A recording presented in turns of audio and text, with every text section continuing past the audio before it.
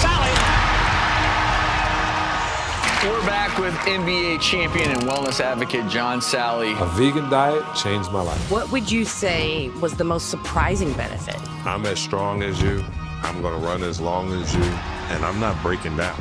You have electric body, you got to put electric food inside of it. Nothing dead. We need people to rattle the fence. Animals should live, and you shouldn't be a coffin. Plant-based diet keeps you alive. The other diet keeps you in the hospital. My mother lived to 96 years old, and her doctor said, keep your son away from my patients.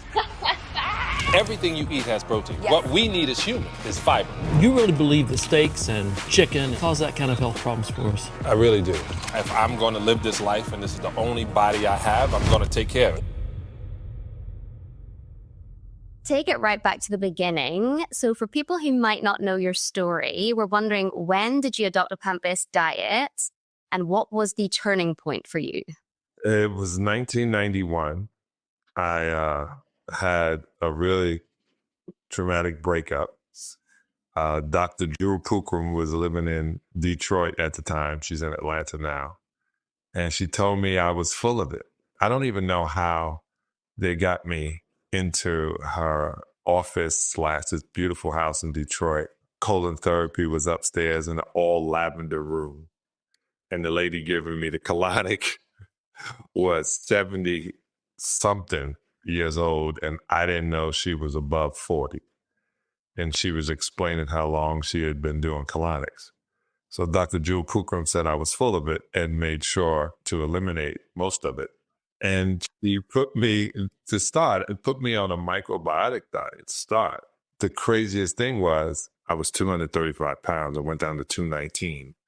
And there was shorter guys that were heavier than I was. But I was jumping out of the gym, energy, adult acne, supposed to be 27 years old, went away, body odor, foot smell. That was tremendous. Because, you just leave it up to you. Well, I'm an athlete. No, those are toxins coming out of your pores. From then, I had a great doctor who was a kinesiologist named Dr. Radke. His daughter still works in Detroit. He had started the Michigan Center for Holistic Living. And I didn't know anything about that. And we were talking food. He was, a flesh eater. So, but he spoke about the great parts of what I needed in my body. I had a chef who would cook all of the greasy foods. You have a chef and you think, well, I'm getting great food, but I was still eating all the death and all the oils, and it wasn't working for me. So she no longer worked for me. And I wound up getting a plant-based diet, and my life changed tremendously. The parasites that were in me from that bad relationship, as they would say in my community, the hooks that were in me were no longer in me. I saw things differently. I've been around tons of people who say the craziest things about grass-fed food and why you have to have a dead animal. And sometimes I agree with them that, cavemen probably in the code, but we're not cavemen any longer. A great doctor once said, there's no need for anything for an animal inside a human body. And I agree. Science is science. When you opened your eyes, when the curtain lifted in 91, that process just happened pretty abruptly, right? You didn't have to go back, or were there times where you dabbled back and you were like, no, this doesn't vibe with me? I did. I used to go fishing. When I got traded to Miami, I would go fishing.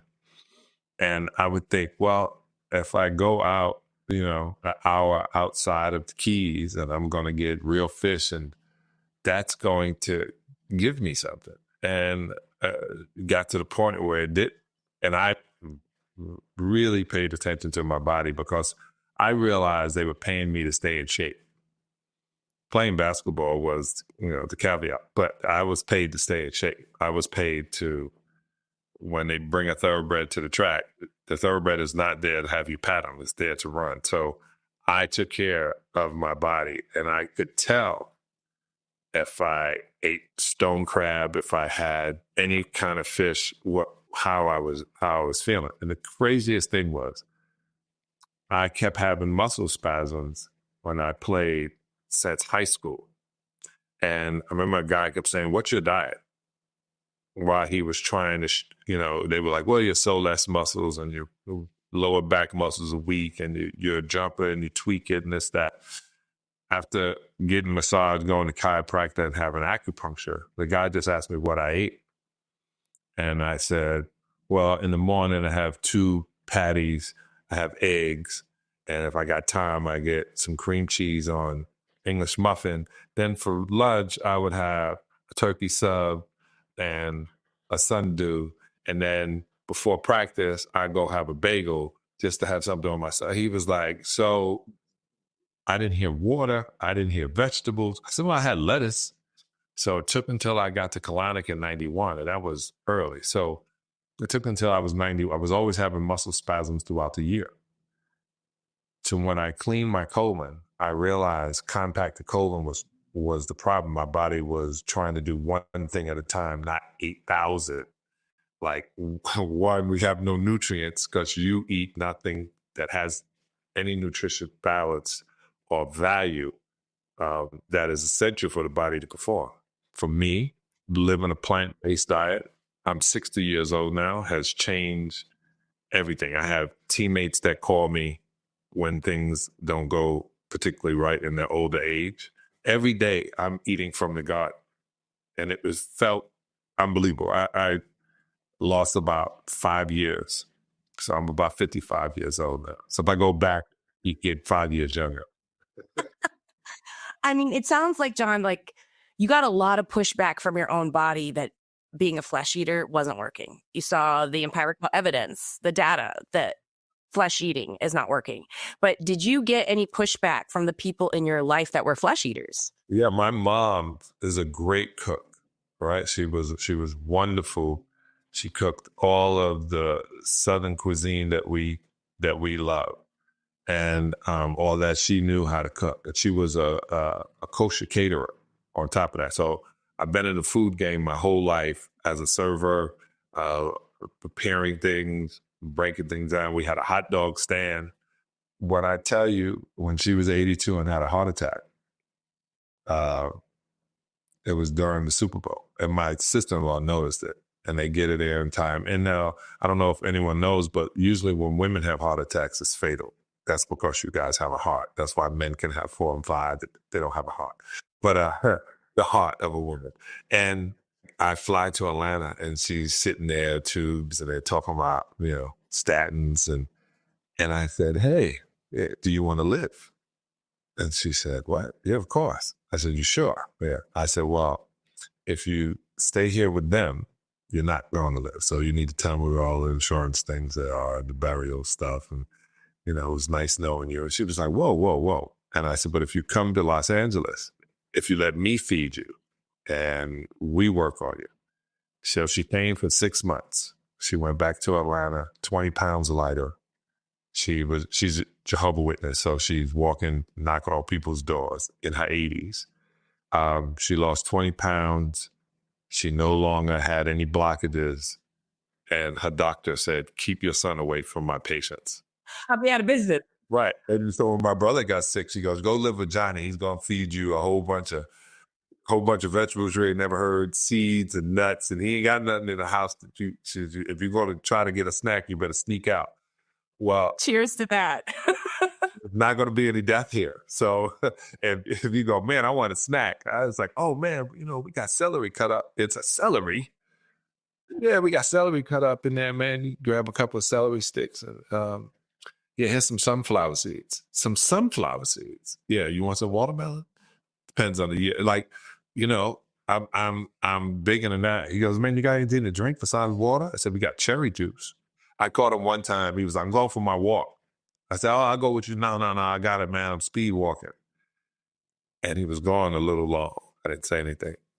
He comes back. He rushes in his room. He goes, Man, I gotta go to the bathroom, man. That was a long walk. As soon as you close the door, I go in the room and I search and I find licorice and I find Jolly Ranchers. And so I take them out of the packages and I just leave the packages on the bed. And I take the candy and I throw it away. And all I hear him curse at me from a distance. No, man, I'm just not gonna give you a drug. So he came with 7 cancers and he left with 1, which is prostate cancer, which every man is gonna have in his life or die from. And we were right on top of that. So he's still alive. And my mother lived to 96 years old. Wow. How does the movement and the plant-based community compare when you started in the 90s to today? It used to be styrofoam and barbecue sauce. That's the way it tasted. It was a lot of hippie food, man. But listening to Dick Gregory since the 70s, him walking across America twice, him telling me not to run, but to walk briskly. He had the Dick Gregory diet, which was powdered, really, they called it a protein shake, but it was just vegetables because he knew the community wasn't getting good vegetables in the community. And so he thought of a way, it was called a Bahamian diet. It was not very tasty.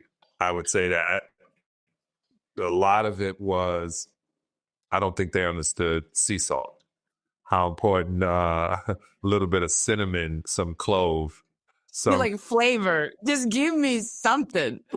I'm still human, so you have to flavor it. But I also was around in 2008. Just to give you an example, I went to the Natural Food Expo in Boston, and it was in one hall. Now, the Natural Food Expo, which is in March here, is the entire convention center, the place they play sports, the hotels. They have a new section. Like, so many people jump into the business now because being natural and healthy, and that's where they can make their money. And then I go there and I read some of the ingredients and I go, why'd you put that in it? And they were like, well, I needed to just have that. That's not that good. That's a preservative that shouldn't be in there. Well, we got to preserve it. It's all natural. You just made it not all natural. I just want to interject there. Like, something going through my mind, right, is the last 5 years, we see veganism, a lot of people pull out of it. Like Damian Lillard is an example of an NBA player who used to be plant-based and now isn't. Lots of other individuals aren't. Do you think it's because like the detractors of people that promote meat and omnivorous diets and carnivore diets, do you think they're seeing that these plant-based ingredients are becoming more unhealthy? Do you think that's kind of one of the chinks in the armor of the plant-based movement? I don't know if it's a chink. I look at as people are on heroin, and vegan food is like being on methadone. It's a step down from the main drug. Until we all get to that point where we're in Costa Rica eating the food raw and right there, it takes steps. I'm a certified health coach, and in health coaching we say small hinges open big doors. So there's steps, right? And when people fall off the wagon, just like if you were raised in the church, eventually you come back to it. My first part of doing any of this was for self-preservation. It wasn't for the animals, right? It took me to understand that. So, like I said, in 91, all the way to 2005, I was a lying vegetarian. I was figuring out ways to doing things. So and that's why I don't say vegetarian. That's why now I say plant-based, because it encompasses veganism to me. The veganism part of caring for the animals. As a beautiful, wonderful member of PETA, I care for the animals. I got to this consciousness from not being vibrating on a low level. What do you think of the carnivore diet, John? Oh, Let's go. I think it's great for lions and tigers and bears. Oh my. Oh my. It's great for carnivores. I think the carnivore diet is great for carnivores, but as a human, I don't have the ability or the digestive system to do what carnivores do. And that's because there's copious amounts of evidence that showcase that it is not designed for us, whether that be in that resulting in non-communicable diseases like heart disease, stroke, diabetes, high cholesterol, or just the fact that we don't have the gear. If I had the enzymes in my stomach that digest that type thing, and I had the jaws that go up and down that tear meat and eat it raw, I think the carnivore diet is great for carnivores. But as a human, I don't think so or feel so. That is absolutely fair enough. I've got a question because you were talking about how you were you called it a lying vegetarian before. If you could go back in time and adopt the sort of plant-based diet you have now from the beginning, what would your ideal game day meal look like? It's crazy you say this because they say it's not good to think that because it makes you depressed, but it doesn't make me depressed. Because I go back and I go, okay, the best time to plant a tree is 20 years ago. So if I'm going to plant a tree right now, I know in 20 years is the benefit. I get the shade on the fruit. So if I were to go back now, the difference would be I would find a Pilates studio in 1985. I would find a big enough sauna to do yoga inside of. I would literally stretch and find ways of getting as much magnesium and copper in my system. I probably wouldn't have a bald head. I would have dreads down to my back by now. And I would do so much in calisthenics and meditation that I probably wouldn't have wanted to play basketball. John, what would you be eating? She asked you, what would you eat? Well, said that because I would be eating all that knowledge and I would eat. I don't think if I knew what I know now when I was 21 years old. You know, they used to give me string beans and steak before every game at Georgia Tech. So you wonder why I was in foul trouble and was so angry and couldn't move my feet. You locked me in. But I would say it would be, in the morning, it would be papaya. And about 11 o'clock, it would be watermelon. So from 11 to 2 would be as much fruit as I can possibly eat.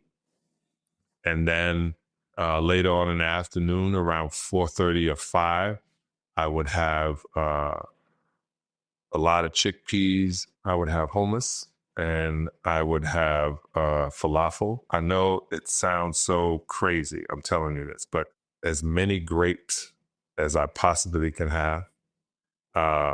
Before I was about to play, and it'd be a day of coconut water. By the time it's ready to go to the game and I go to the bathroom first, whoever's in front of me, I'm on a half empty stomach. So my brain does not have to think about, my body doesn't have to digest anything. And I'm using pure energy and fuel. There we go. Now that's the answer. Fair enough. Of course, especially on a game day.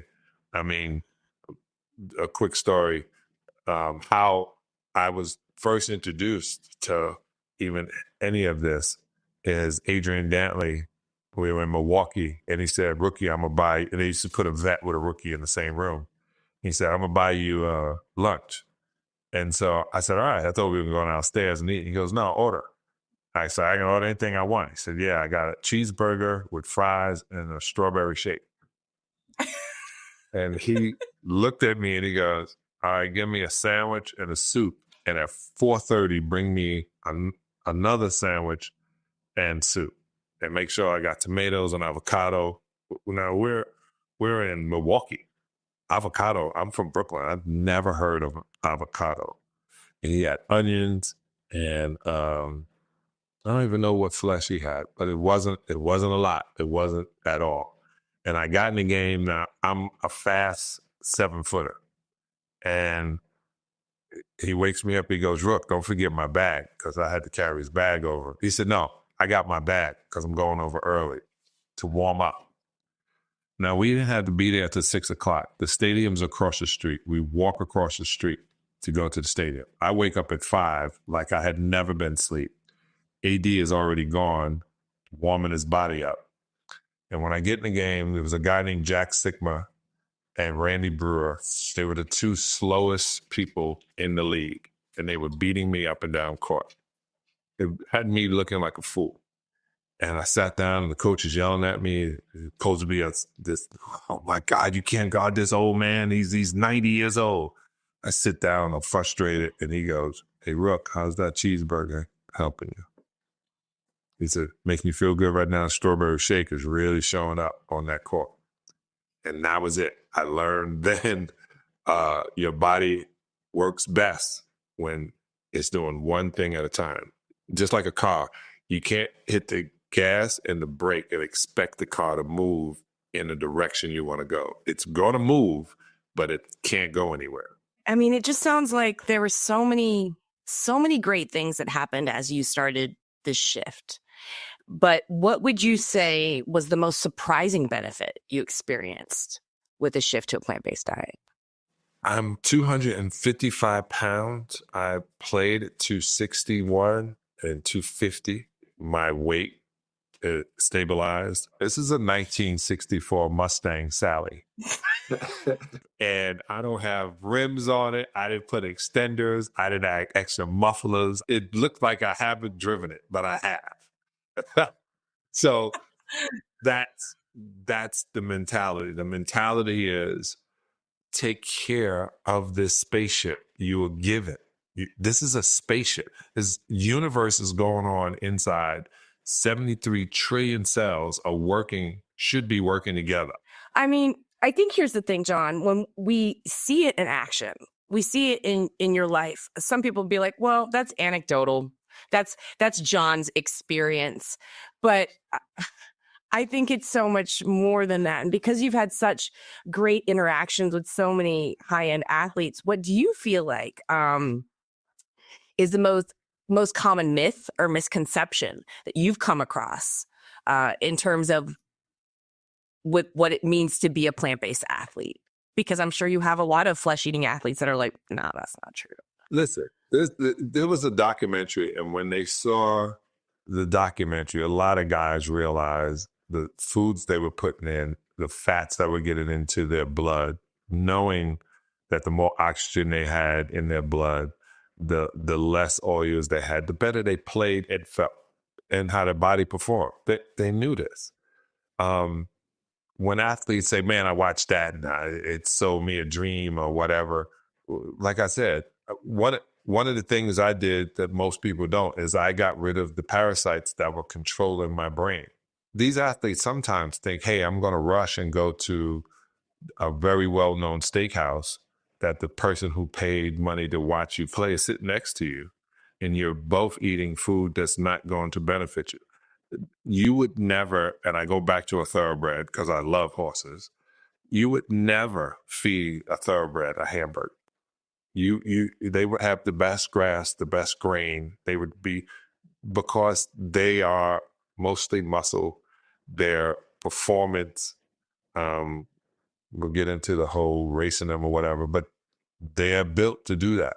And you wouldn't feed those animals. You know not to feed those animals whose jaws move like us any other product. Remember, they fed cows cow. The cows went mad. That's what mad cow is. And so to me, if I say that to them and I point out to them, listen, I'm as strong as you. I'm going to run as long as you. And I'm not breaking down. A lot of guys are breaking down, and they found a good guy, Derrick Rose, who was a rookie of the year, MVP. He was a great player. He tore his knee up. Then he tore his other knee. And then he stopped eating candy all the time, started eating better, started training his body, got balance. And too bad he's out of the league now, but he had a long career. And he talks about, I had to stop eating Happy Meals. that wasn't making his body happy. You know, it's never too late. The ones who wake up and pay attention to the avatar. They tried to feed cows and then went mad. How did I not hear that before? I don't know. Amazing. Talking about communication and advocacy, what do you think is the most effective form of advocacy? I've concentrated on sort of personal advocacy. Shabnam has been getting into kind of institutional policy change. Do you think there's any potential for some sports policy that could advocate for plant-based? So sport and entertainment is to keep the civilization from turning on the government. Oh boy, we're getting deep, folks. We're getting deep. I know my job in the world, right? I knew my job, right? It's to keep, give them what the Romans say, give them bread, wine, and entertainment, and they won't pay attention to what the politicians are doing. I used to think that when I would see my fellow members over at PETA be like Ingrid screaming and blood on her, and I was like, man, why is she doing that? And why? And why was it so important for my friend Michelle to throw flour on people? It's because we need people to rattle the fence.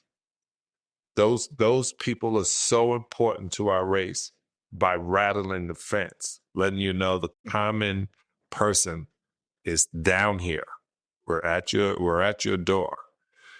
The other advocacy, when we have PCRM, Physicians Committee for Responsible Medicine, our lobbyist group, and Dr. Bernard, and how it's very important that we got to talk to him on a political level. So that's at the bottom and that's at the top. And everybody in between that is living life. There's a lot of vegan restaurants closing, a lot of restaurants closing anyway. But the ones in between that find every opportunity to advocate for what's right is all a part of the activists. Give you an example, it wasn't just abolitionists that freed the slaves. It was the other slaves that wanted to be free. It was the other slaves that were free that helped those slaves. It was important in the 60s during the Black movement that Martin Luther King was doing it nonviolent. And it was as important for Malcolm X to say, if somebody puts their hand on you, send them to the cemetery. We needed both sides of the candle burning to get to the middle of it.